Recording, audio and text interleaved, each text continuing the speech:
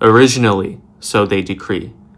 Unegoistic actions were acclaimed and described as good by those towards whom they were directed, thus, those to whom they were useful.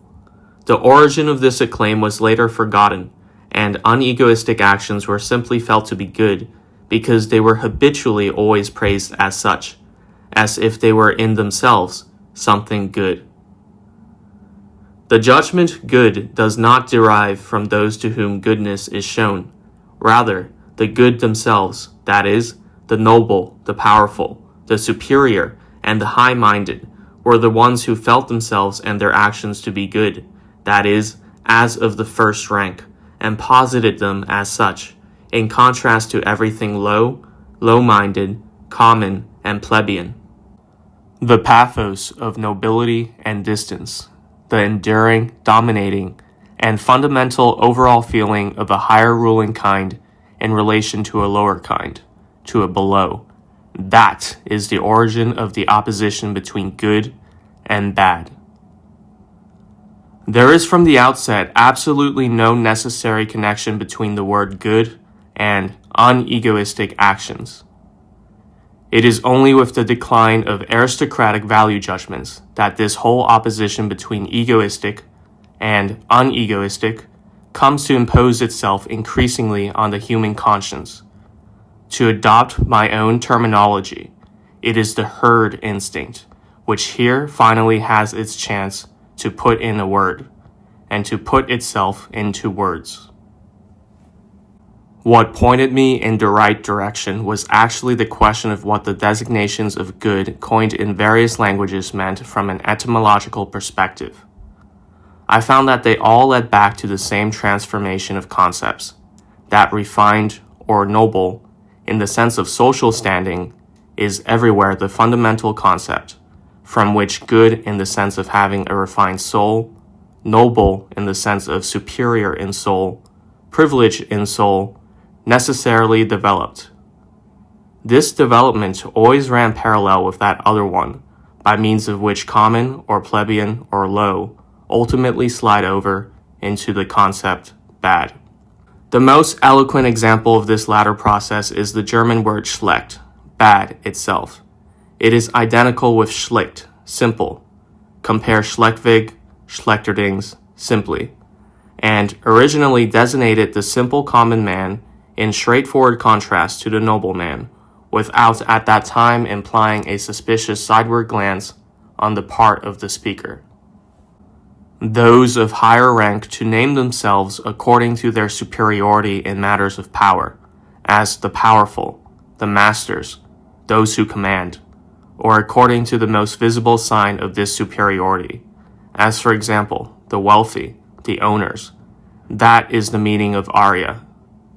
Who can say whether modern democracy, the even more recent phenomenon of anarchism, and particularly that tendency, now common to all European socialists, towards the commune, the most primitive form of society, does not for the most part represent a huge atavistic throwback? I believe that I am entitled to interpret the Latin bonus as warrior, provided that I correctly derive bonus from the older duonis. Compare bellum equals duellum, in which duonis seems to me to be included. So bonus as a man of conflict, of division, duo, as warrior. From this it is clear in what a man's goodness consisted in ancient Rome. If the highest caste is at the same time the priestly caste, and consequently prefers to designate itself collectively through a predicate which reminds one of its priestly function, it is here, for example, that pure and impure are first opposed as marks of social station, and here also that a good and a bad are later developed in a sense which is no longer one of social station. There is from the outset something unhealthy in such priestly aristocracies, and in the customs which prevail among them, customs which are turned away from action and combine brooding with emotional volatility. But as for what they themselves invented as a cure for their sickliness, are we not bound to say that its after effects have ultimately proven to be 100 times more dangerous than the illness which it was intended to relieve?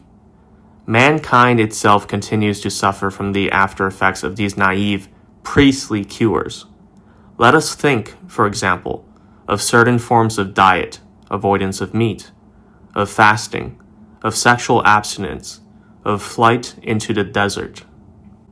The whole anti-sensual and enervating metaphysics of the priests, their self-hypnosis in the manner of fakirs and Brahmins, Brahma used as a crystal ball and idea fixe, and the ultimate, only too understandable general satiety with its radical cure, with nothingness, or God. The desire for a unio mystica with God is the Buddhist desire for nothingness, nirvana, and nothing more. The knightly aristocratic value judgments presuppose a powerful physicality, a rich, burgeoning, even overflowing health, as well as all those things which help to preserve it: war, adventure, hunting, dancing, competitive games, and everything which involves strong, free, high-spirited activity. Priests are, as is well known, the most evil enemies. But why? Because they are the most powerless.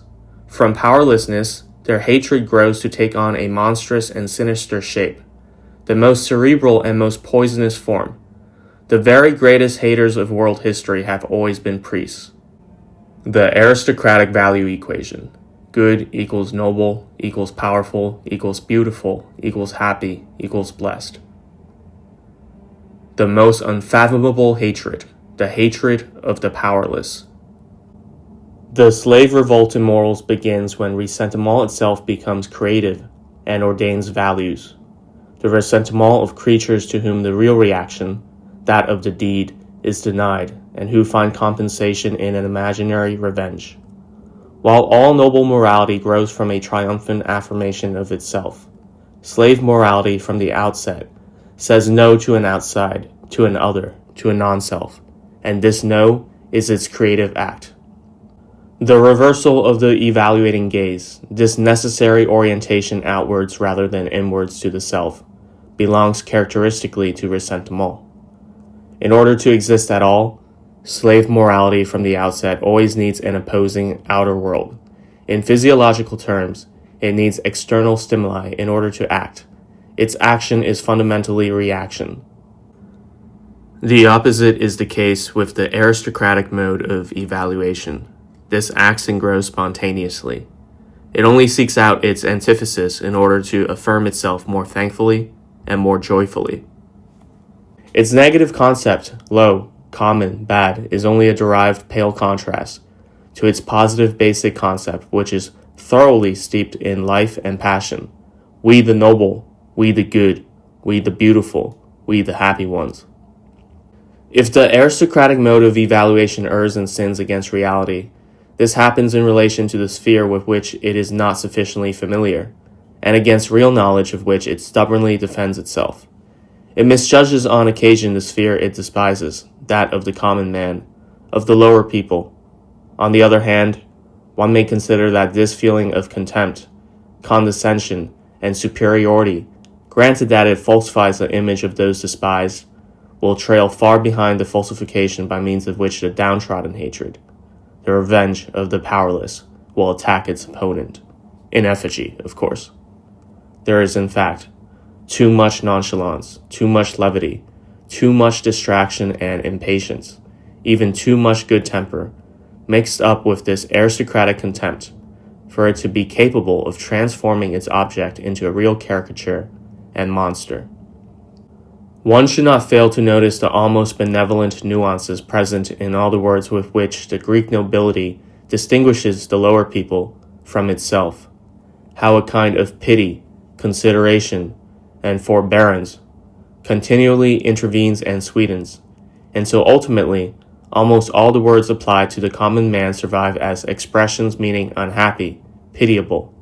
Compare delos, delaos, poneros, mocteros, the last two designating the common man as working slave and beast of burden, and how too, bad, low, unhappy, have never since ceased to ring in a single note to the Greek ear, with a tonality in which unhappy predominates.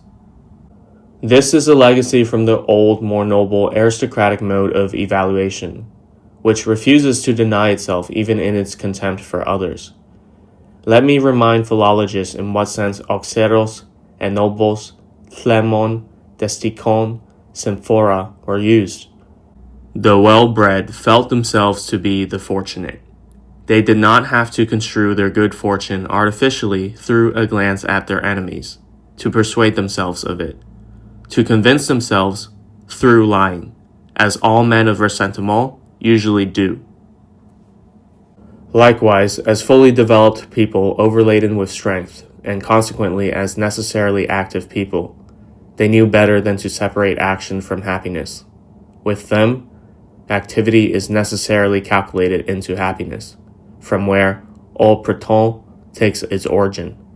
All this is diametrically opposed to happiness as understood on the level of the powerless, the oppressed, of those who suppurate with poisonous and hostile feelings, those for whom happiness appears essentially as narcotic, anesthetic, calm, peace, Sabbath, the expansion of feeling and the stretching of limbs, in a word, as passivity. While the noble man lives for himself in trust and openness, Genios, of noble birth, underlines the nuance of honest and also naive.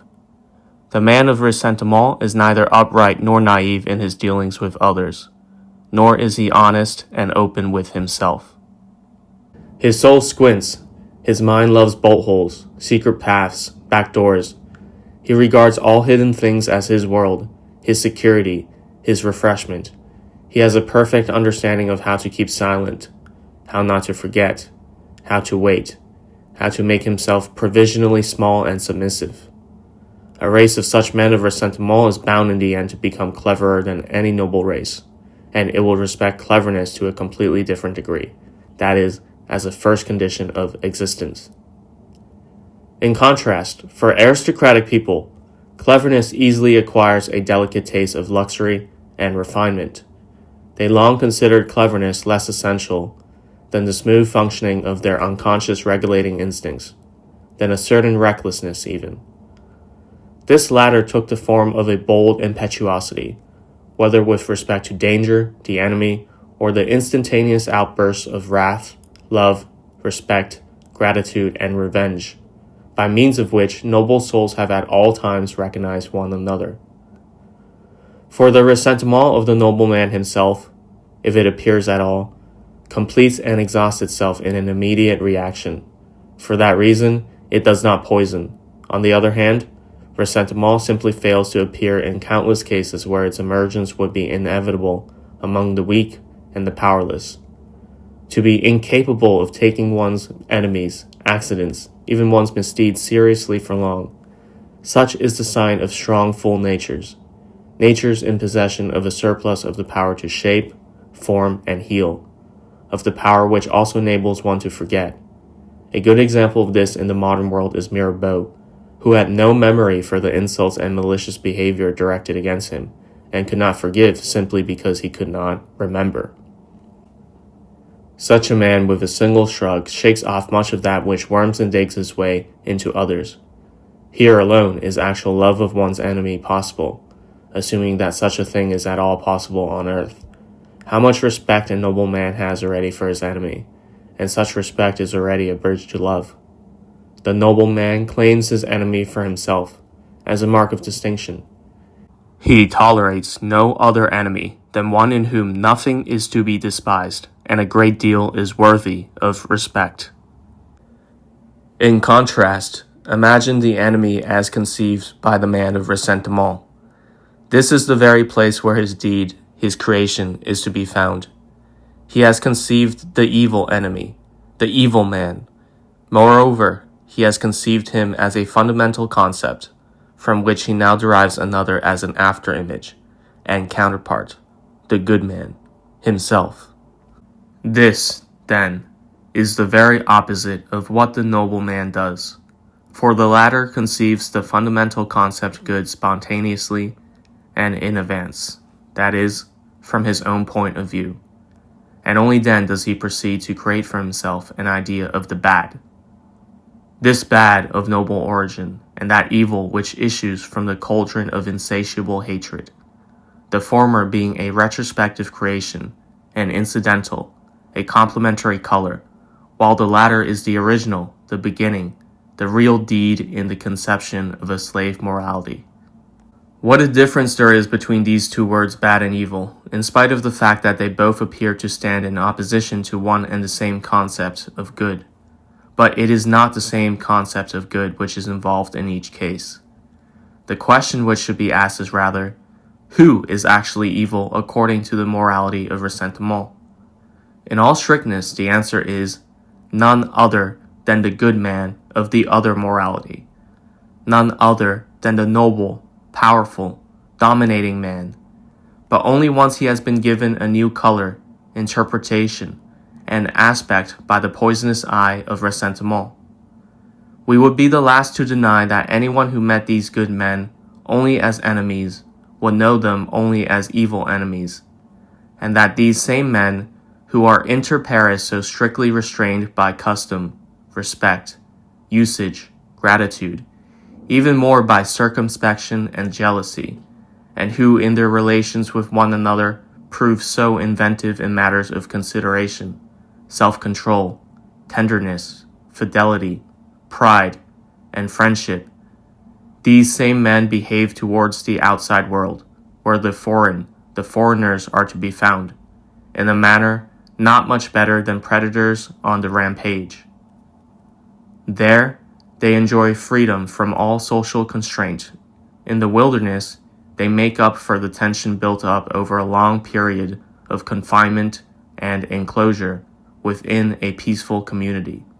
They regress to the innocence of the predator's conscience, as rejoicing monsters, capable of high spirits, as they walk away without qualms from a horrific succession of murder, arson, violence, and torture, as if it were nothing more than a student prank, something new for the poets to sing and celebrate for some time to come.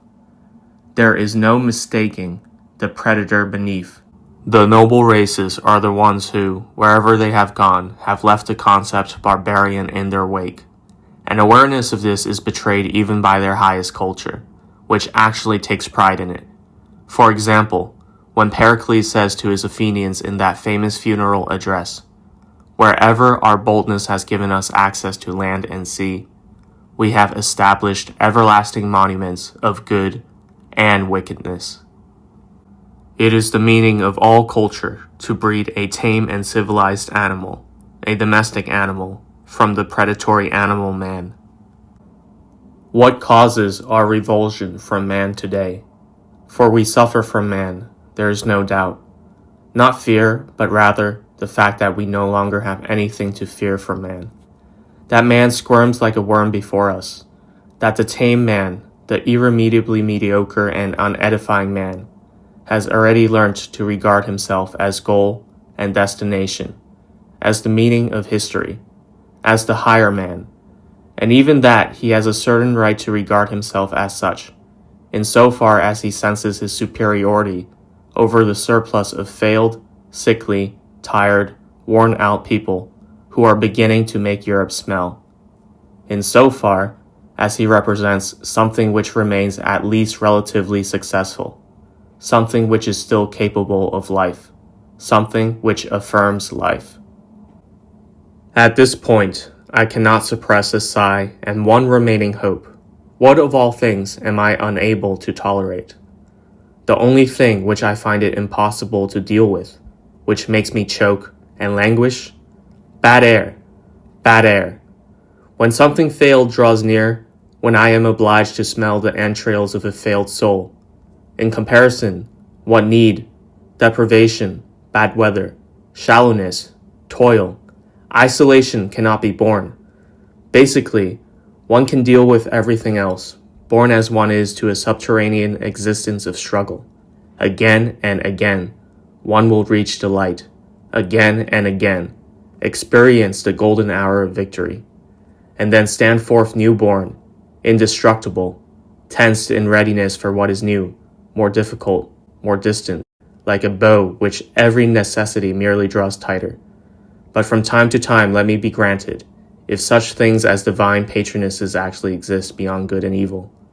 Let me be granted a glimpse, just one glimpse of something complete, wholly successful, happy, powerful, triumphant, something still capable of inspiring fear, a glimpse of a man who justifies mankind, of a compensatory, redeeming stroke of luck on the part of man, a reason to retain faith in mankind.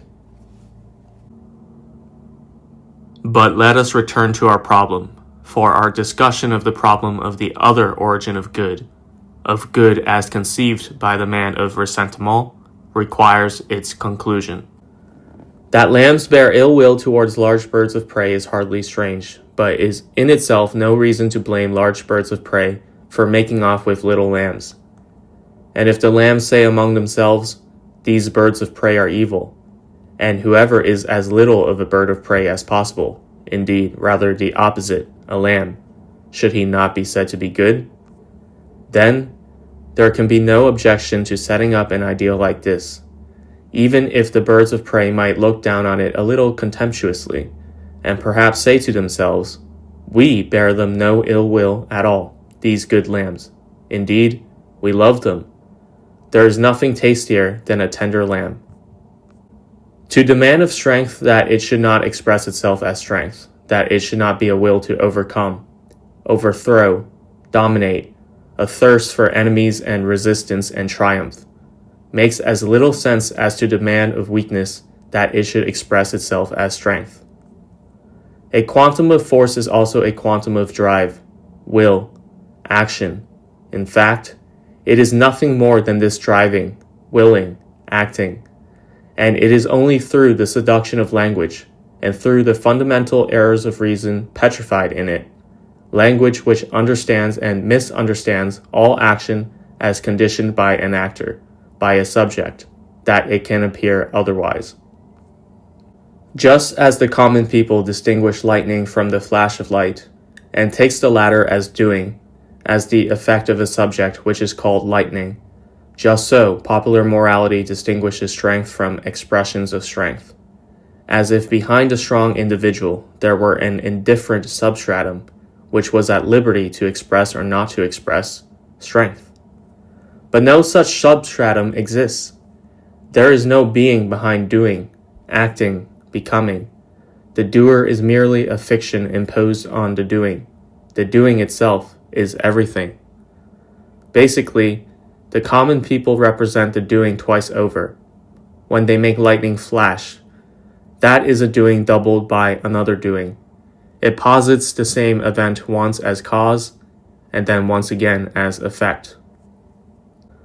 The natural scientists do not fare any better when they say force moves, force causes, and the like. In spite of all its coldness, its freedom from emotion, our entire science is still subject to the seduction of language, and has not shaken itself free of the monstrous changelings, the subjects, foisted upon it. The atom is an example of such a changeling, as is the Kantian thing in itself. No wonder that the downtrodden and surreptitiously smoldering emotions of revenge and hatred exploit disbelief in their own interests, and maintain no belief with greater intensity than that the strong may freely choose to be weak, and the bird of prey to be lamb. And so they win the right to blame the bird of prey for simply being a bird of prey. If out of the vindictive cunning of impotence, the oppressed, downtrodden, and violated tell themselves, "Let us be different from the evil that is good," and the good man is the one who refrains from violation, who harms no one, who attacks no one, who fails to retaliate, who leaves revenge to God, who lives as we do in seclusion, who avoids all evil and above all asks little of life as we do, the patient, the humble, the just. When listened to coldly and without prejudice, this actually means nothing more than, we weak men are after all weak. It would be good if we refrained from doing anything for which we lack sufficient strength.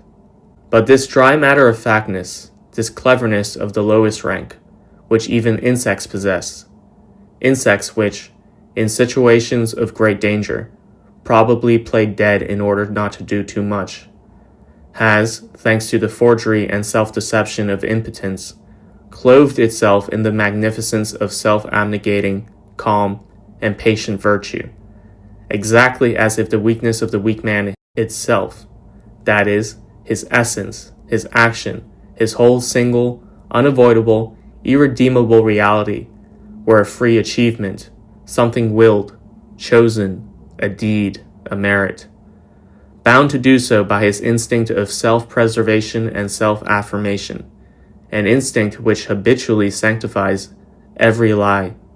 This kind of man discovered his faith in the indifferent, freely choosing subject. The subject, or to adopt a more popular idiom, the soul, has, therefore, been perhaps the best article of faith on earth so far, since it enables the majority of mortals, the weak and downtrodden of all sorts, to practice that sublime self-deception, the interpretation of weakness itself as freedom, of the way they simply are as merit. It seems to me that lies are being told. Weakness is to be transformed into a merit through lies, and the impotent failure to retaliate is to be transformed into goodness, craven fear into humility, submission to those one hates into obedience. Obedience, that is, towards the authority who, so they claim, ordered this submission. They call him God. The inoffensive appearance of the weak man, even the cowardice which he possesses in abundance, his hesitation on the threshold, the inevitability of his being made to wait, all assume a good name here, as patience, that is, as virtue as such. The inability to take revenge is called the refusal to take revenge, perhaps even forgiveness. For they know not what they do. We alone know what they do. There is also talk of loving one's enemies, accompanied by much perspiration. For thousands of years, a fearful struggle has raged on earth between the two opposed value judgments, good and bad, and good and evil. And as certain as it is that the second value judgment has long been in the ascendant, there is even now no shortage of places where the outcome of the conflict remains undecided. The ideal of the ancients itself emerged in flesh and blood and with unheard of splendor before the eyes and conscience of mankind. Against the old deceitful slogan of ressentiment, the prerogative of the greatest number, against the will to the belittlement, humiliation, leveling, decline, and twilight of man, the fearful and delightful slogan of the prerogative of the few rang out once more, stronger, simpler, more insistent than ever. Like a last gesture in the other direction, Napoleon appeared. Napoleon, this synthesis of the inhuman and the superhuman. All tables of commandments, all thou shalt, known to history or ethnological research, certainly require physiological investigation and interpretation prior to psychological examination. Something possessing clear value for the greatest possible survival capacity of a race, or for increasing its powers of adaptation to a certain climate, or for the preservation of the greatest number, would not have anything like the same value if what was at issue were the development of a stronger type. The welfare of the greatest number and the welfare of the few represent opposed points of view on value. The future task of the philosopher, this task being understood as the solution of the problem of value, the determination of the hierarchy of values.